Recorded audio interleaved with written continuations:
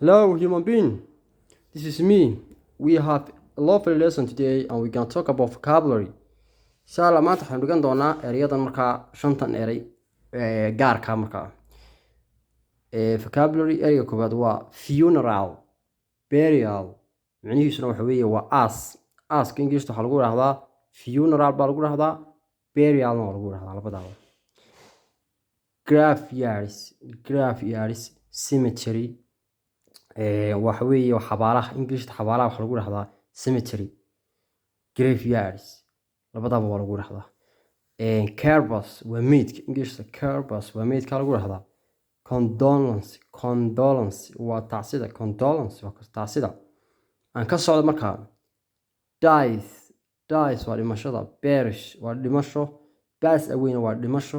waxaasoo dhan waa dhimasho. markaa iyagoo ku jira jumlado si aanad u ilaawin vocabulary-gan khaaska maaha, iyagoo jumlado ku jira qaybta dambe ku arki doonaa dhinacan markaa insha Allah.